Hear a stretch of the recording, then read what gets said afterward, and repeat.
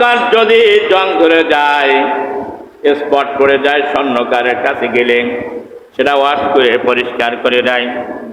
এমনি ভাবে প্রত্যেকটা যন্ত্র পরিষ্কার করার জন্য সাইকেল আছে, কিন্তু কলবের উপরে যদি গুনাহ করতে করতে, আল্লাহর নাফরমানি করতে করতে, গীবত করতে করতে, মিথ্যা বলতে বলতে, চুগলখড়ি করতে করতে, তারপরে স্বেচ্ছাচারিতা করতে করতে, পথিকতা করতে করতে অন্তরের উপরে যখন স্পট পড়ে যায়, তখন ওই অন্তরটা দিয়ে ভালো কাজ করে না, কোনো ভালো কাজ তার কাছে ভালো লাগে না।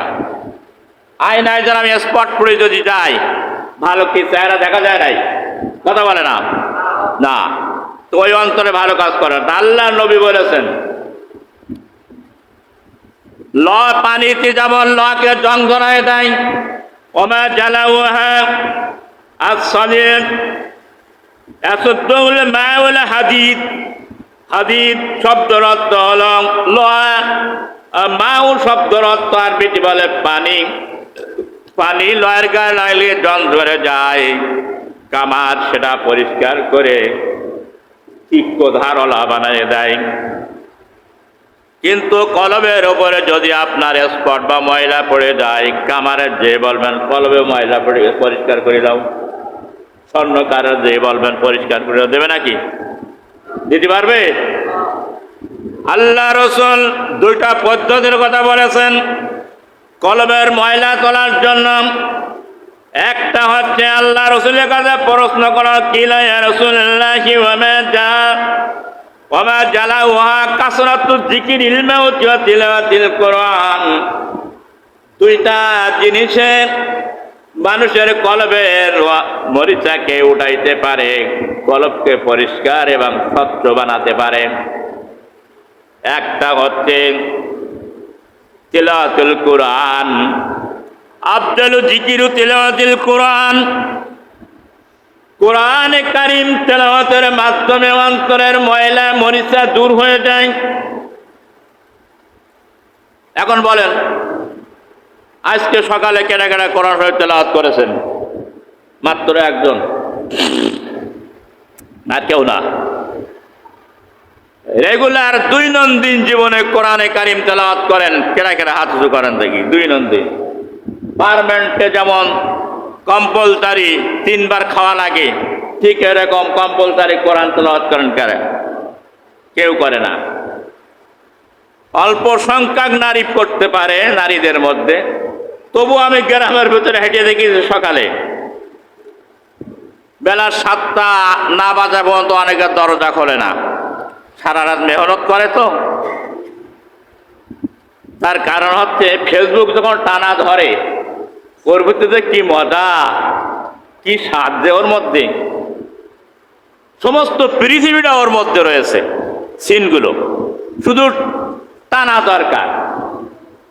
ওপরতে নিচের থেকে ওপর দিকে টান দেবে, নতুন নতুন সিন আসবে, বলবে এইটাই দিকে ঘুমাবো, এইটাই দিকে শেষ করব, কাজে যাব, এইটাই দিকে নামাজ পড়বো, এইটাই দিকে রান্না করতে যাব। কিন্তু ওর ওইটা দেখা শেষ হবে না। কারণ কি?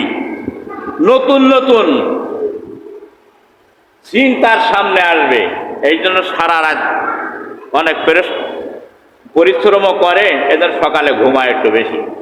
ফজরের আজান দিয়ে মুর্দারার পর্যন্ত কবর থেকে জেন্দা হতে পারে, কিন্তু ও জেন্দা হবে না, ওর এমন ঘুম ঘুমাই দেবে।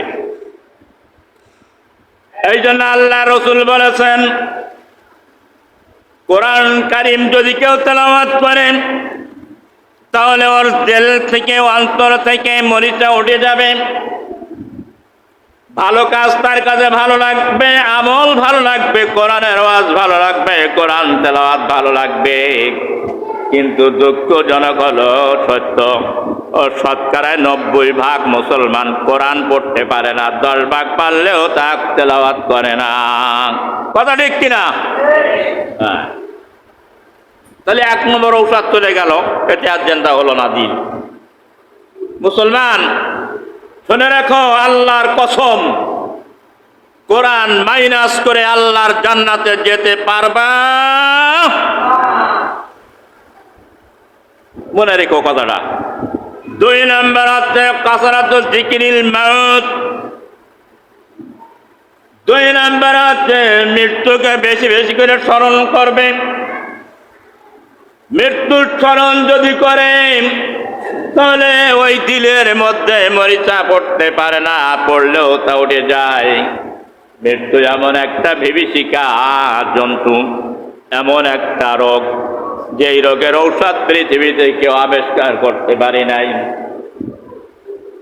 পিতার অসুখ হয়েছে, অনেক টাকার মালিক, বাংলাদেশে আর চিকিৎসা নাই, ভারতে চলে গেল, কলকাতায় চিকিৎসা হলো না, ভ্যালোরে চলে গেল, ভ্যালোরে হলো না, ইংল্যান্ডে গেল, জার্মানি গেল, আমেরিকায় গেল, কোনো জায়গায় মৃত্যুর কোন রোগের চিকিৎসা হলো না, শেষ পড়ে মৃত্যু হয়ে গেল।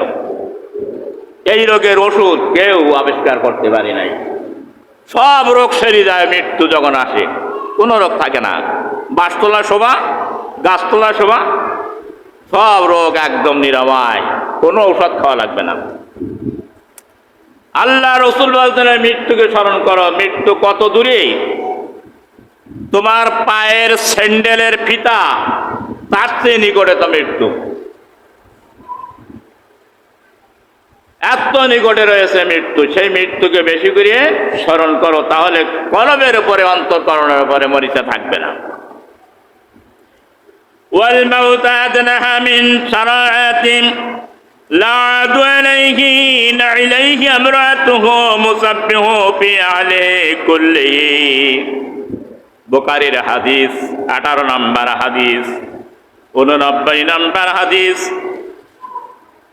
3926 নম্বর হাদিস, 5654 নম্বর হাদিস, 5677 নম্বর হাদিস, মুসলিম শরীফের 1376 নম্বর হাদিস।